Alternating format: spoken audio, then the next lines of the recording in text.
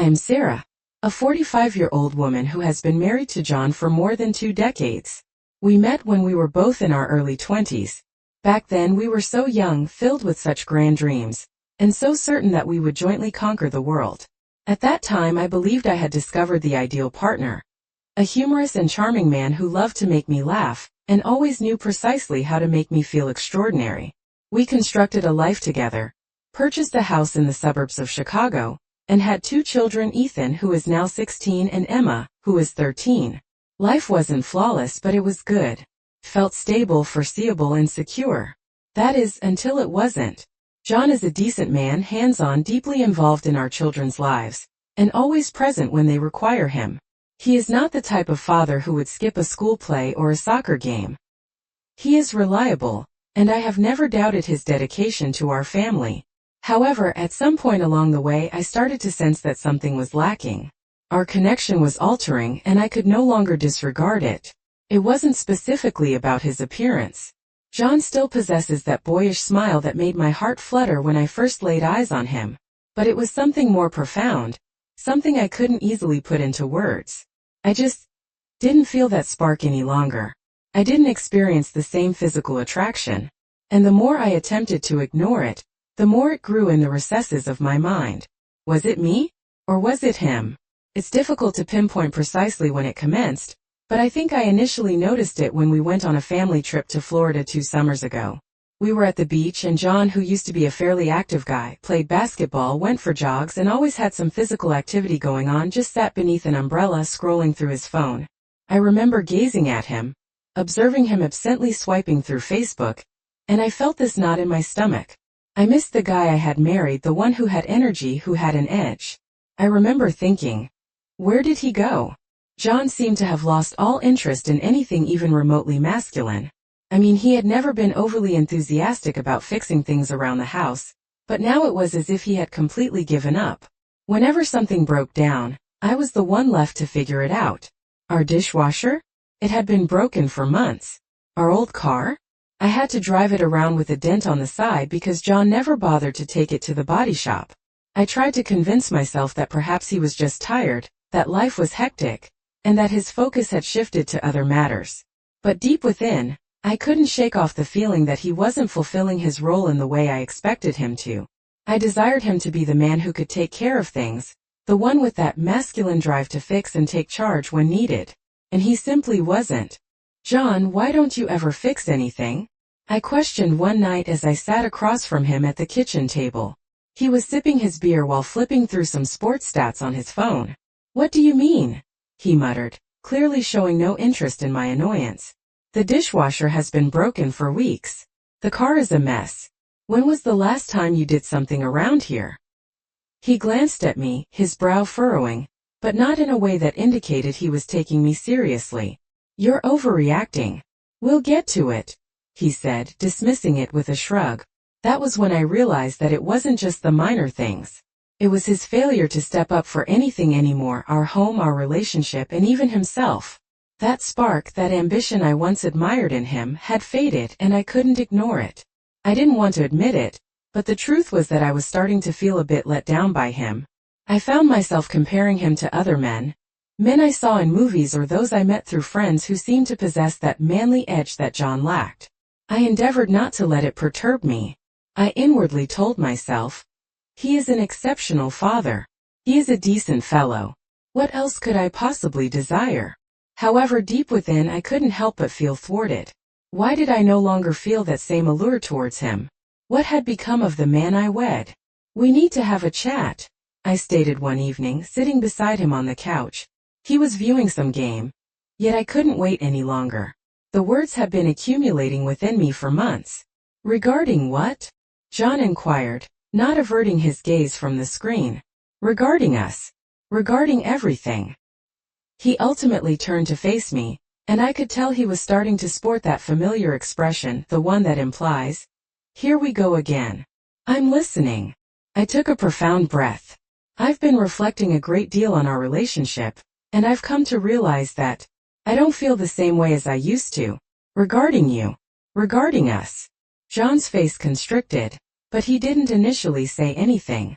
I observed him, seeking some indication that he comprehended. But there was none. "What do you mean?" he queried, finally speaking. Yet the tone in his voice was more defensive than anything else. "I don't know, John. I feel as though you've altered. You no longer do the things that once excited me. You don't fix matters, you don't take the lead. I miss the man I married." There was a protracted pause prior to him speaking again. "I'm still here, Sarah. Perhaps you're the one who's changed." That struck me more forcefully than I had anticipated. I sensed the weight of his words, and I didn't know how to respond. "I'm attempting to convey to you how I feel," I said, my voice now shaky. "I simply require you to understand, to care." But he didn't grasp it. He never did. After that conversation with John, something within me shifted. The words had emerged from my mouth, raw and unfiltered, and although they didn't seem to have the impact I had hoped for, they signified a turning point. I wasn't certain where this conversation would lead us, but I couldn't continue feigning that things were fine when they weren't. There was a palpable tension between us, yet it was one that we struggled to put a name to.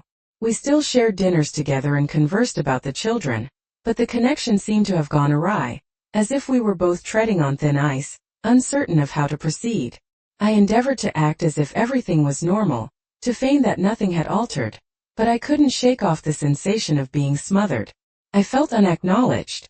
I desired for him to take me seriously, to sense the urgency in my voice, but he simply continued to shrug it off as if it were of no consequence. At night I would lie in bed staring up at the ceiling, pondering how we had arrived at this point. Was this merely a phase? Or was it the onset of something more profound? One morning I reached a point where I couldn't tolerate it any longer. I needed to confront him anew. The silence had become unbearable. So I walked into the kitchen where he was perusing his phone while sipping his coffee. His back was turned to me, but I knew he could sense my presence.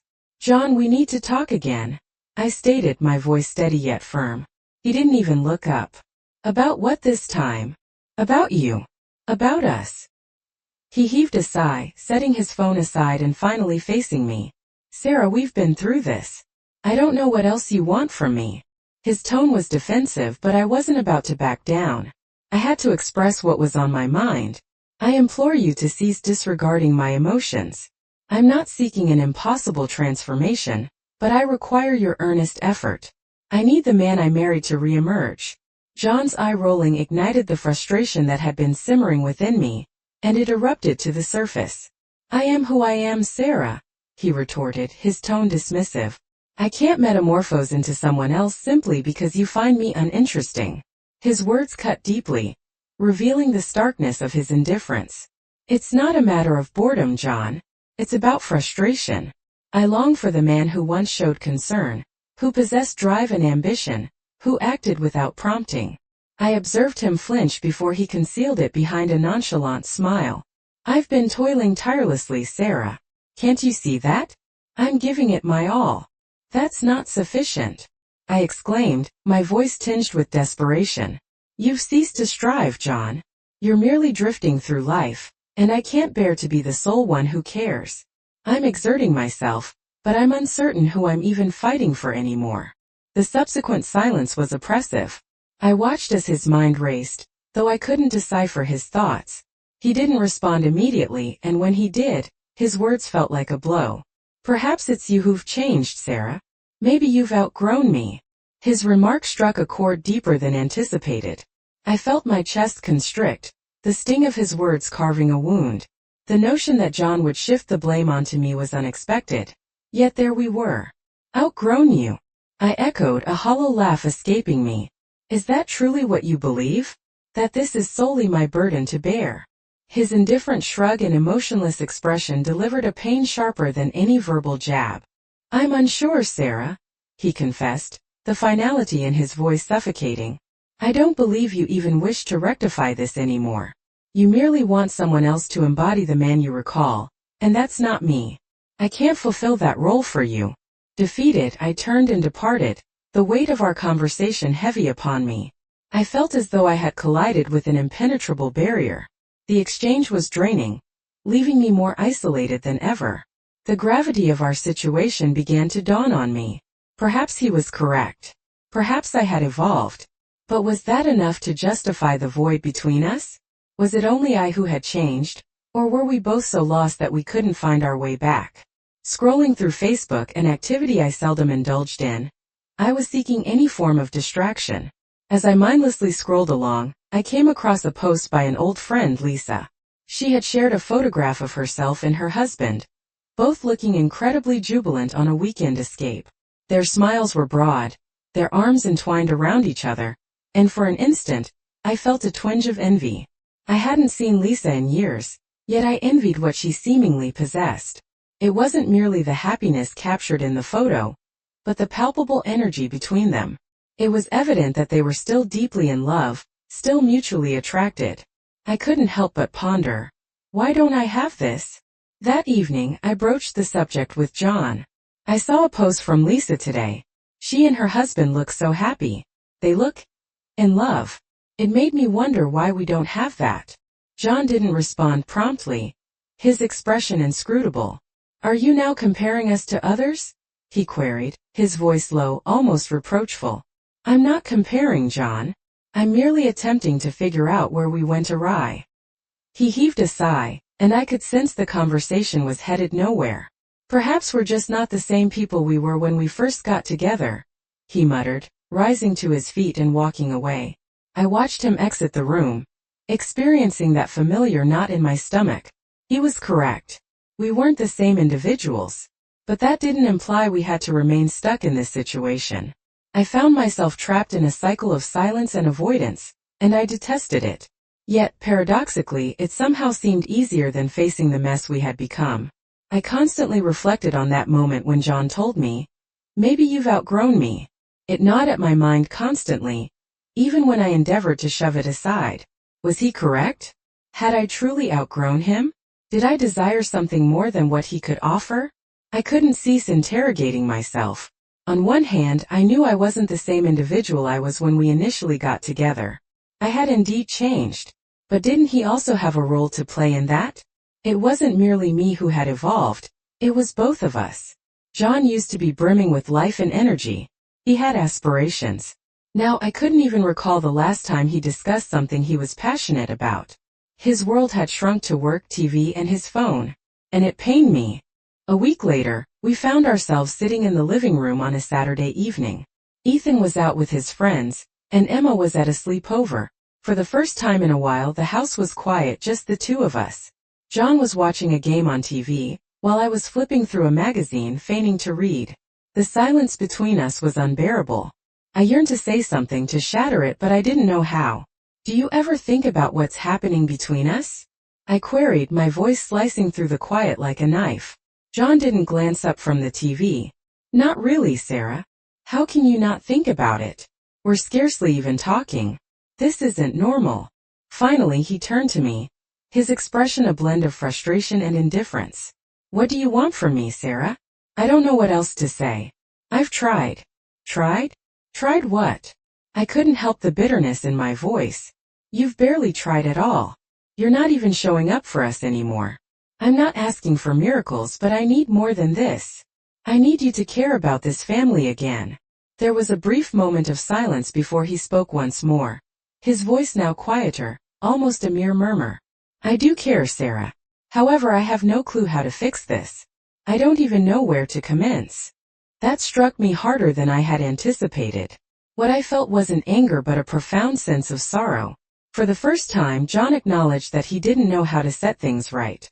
It felt like the ultimate affirmation that we were truly stuck. He couldn't fix it, and neither could I. And that realization, more than anything else, was what truly broke my heart. I rose to my feet and began pacing around the room, attempting to rein in my emotions. Perhaps we've both gone too far. Maybe we've been in this for such a long time that we don't even recognize ourselves anymore. But I can't continue to pretend that everything is fine. John didn't respond immediately. He simply stared at the TV, his jaw clenched, his fingers tightly grasping the remote. I detested how he seemed so detached. It made me feel invisible. Sarah, I don't know what you want me to say, he muttered, almost to himself. You've made up your mind, haven't you? You don't want to be with me anymore. I froze at his words. That's not what I'm saying, John. I'm not saying I don't want to be with you. I'm saying that I don't know how to be with you anymore. John's face became taut. So what now? Are you going to leave me? Is that what you want? The thought of leaving him had crossed my mind on more than one occasion. But the truth was I wasn't certain if I was ready for that. I didn't know if I could simply walk away. After all these years, after all that we built together, could I really discard it all? I don't know, I said softly, the weight of the words hitting me. I don't know what I want. But I can't keep pretending that this is sufficient. I can't. John stood up and switched off the TV, the sudden movement startling me. Maybe you're right, he said, his voice flat, devoid of emotion. Maybe this isn't enough. Maybe we've reached the end. His words hung in the air, heavy with a sense of finality. I didn't know how to respond. Part of me wanted to shout, to demand that he fight for us, but the other part, the part that had been worn down over the years, just wanted to give up. We stood there in a profound silence that seemed to stretch on for what felt like an eternity. Neither of us had any inkling of what to verbalize next. My thoughts were in a frenzy, attempting to fathom what lay ahead. Yet I was devoid of answers.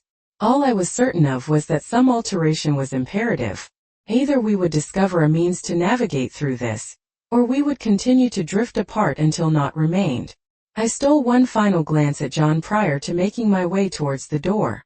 His back was facing me, but I could distinctly sense his presence within the room, oppressive and stifling. I require some time, I stated, my voice tremulous. I need space for contemplation. He remained silent. He didn't even turn around.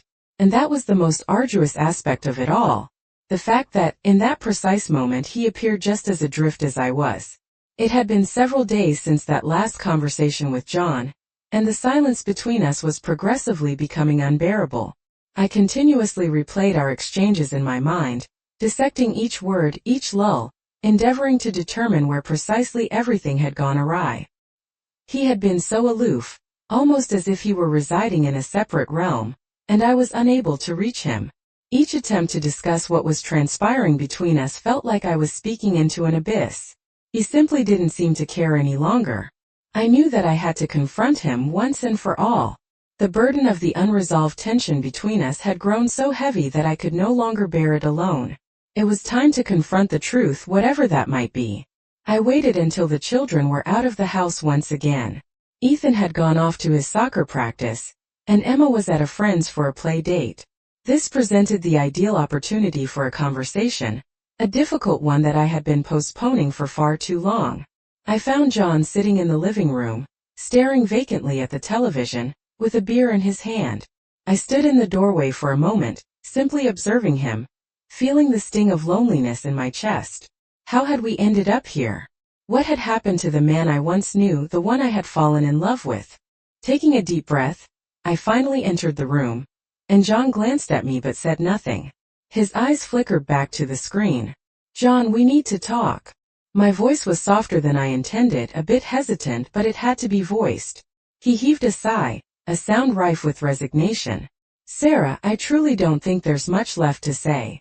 I could sense the defensiveness in his tone, and it only stoked my own frustration. I wasn't about to give up this time. We need to discuss us. About what's been transpiring. You've been shutting me out, and I can't keep pretending that everything is fine when it clearly isn't. I found myself having to fight for his attention in such a way, yet I wasn't about to back down. John, I stated, my voice firmer this time, I need you to listen to me. I simply can't keep doing this. I can't keep having the sensation that I'm talking to a brick wall. Finally, he gazed at me, his expression inscrutable. I hear you, Sarah. But what exactly do you want me to do? What do you want me to say? I felt a surge of frustration well up within me. I don't want you to say anything at the moment. I want you to feel something. I want you to care about what's transpiring with us. Because currently it feels as if you're just going through the motions, as if I'm not even here anymore. John's jaw clenched, and for the first time, I detected a glimmer of something other than indifference in his eyes. I'm here, right? I'm still here. I'm not going anywhere. I shook my head, tears welling up despite my efforts to hold them back. Just being here isn't sufficient, John. You're physically present, but emotionally? Mentally? You've checked out. And I don't know how much longer I can endure this."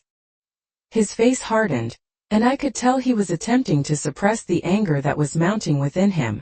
"You think I don't know that, Sarah? You think I don't see it as well?" He stood up and started pacing, the tension between us intensifying with each step he took. "You think I like this? You think I like feeling as if I'm failing you? As if I'm failing this family? I don't have the answers. I don't know how to make things right." I wanted to say something to make him understand, but the words got stuck in my throat. The truth was that I didn't know how to fix it either. I didn't know how to fix us. And perhaps, just perhaps, we had reached a point where there was no mending it. "I don't have the answers either, John," I said softly, my voice cracking. "But I can't keep pretending. I can't keep acting as if everything's okay when I feel like I'm dying inside. I'm so tired, John.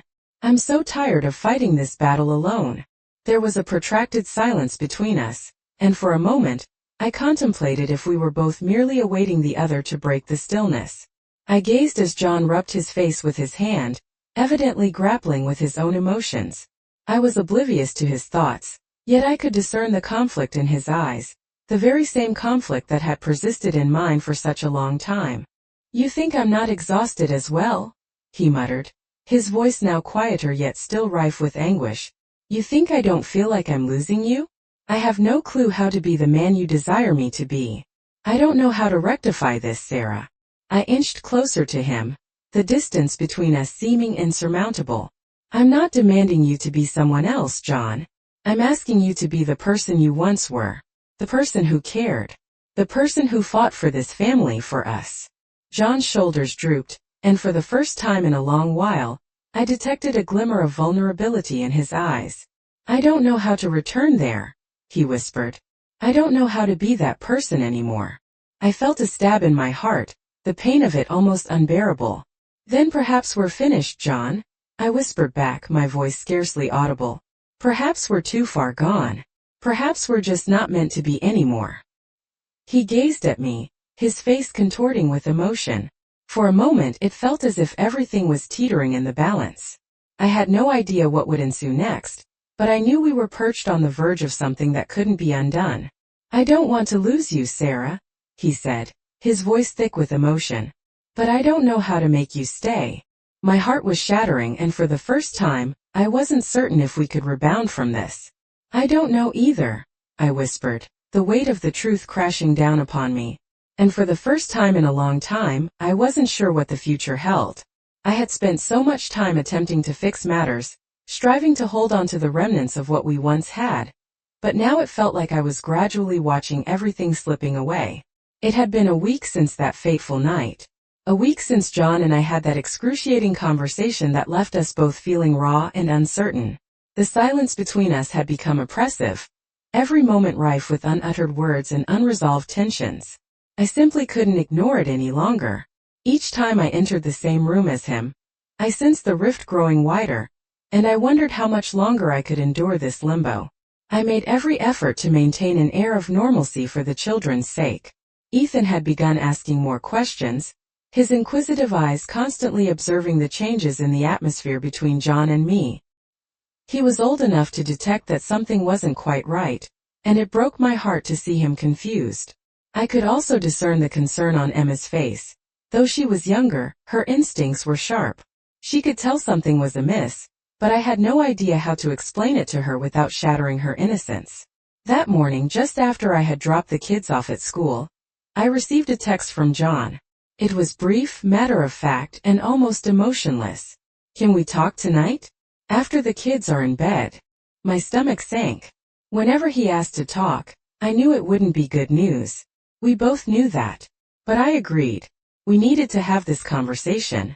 I needed to know where we stood, even if it meant hearing the hardest thing I'd ever have to face. I found him staring at a half-empty glass of whiskey, his fingers idly tracing the rim. The atmosphere between us was heavy with anticipation, as both of us were aware that this conversation would decide it all. I took a deep breath and walked into the kitchen, leaning against the counter opposite him. I didn't wish to appear overly eager or desperate, yet it was a struggle to rein in my emotions. "So what's going on, John? What do we need to discuss?" He didn't look at me straight away.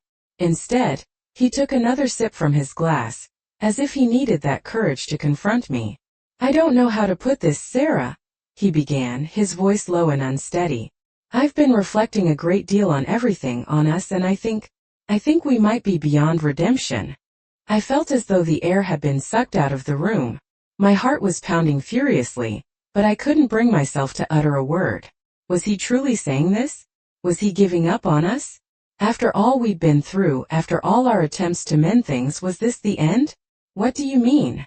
My voice was scarcely above a whisper, as if I dreaded hearing the truth. John gently set the glass down on the counter with a soft clink and finally lifted his gaze to meet mine.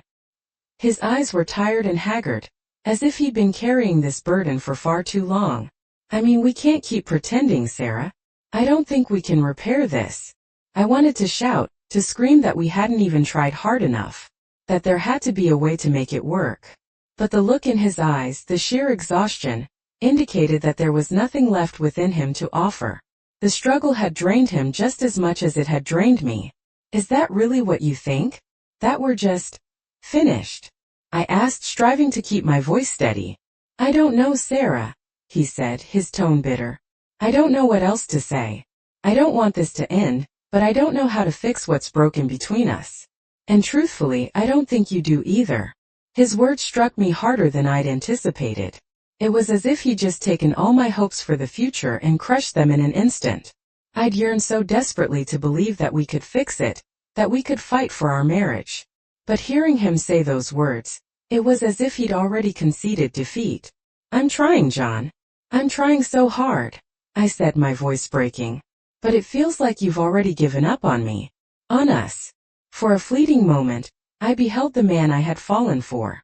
However, it vanished rapidly, being supplanted by the cold and distant individual I had been contending with during the past several months.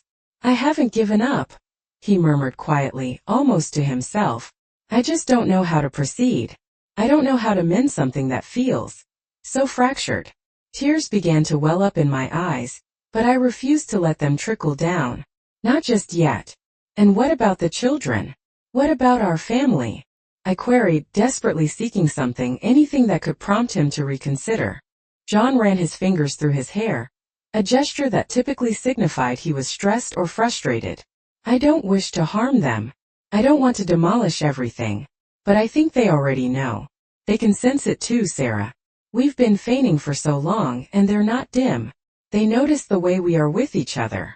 I desired to dispute, to tell him that the kids would comprehend, that they wouldn't pass judgment on us. But deep down I knew he was correct. Ethan had questioned me about it a few days ago, his innocent inquiries slicing through me like a blade. "Mom, why do you and Dad always fight?" How could I explain that to him? How could I explain it to Emma? "I don't want this to end," I whispered, the tears finally escaping my eyes. "I don't want to lose you, John."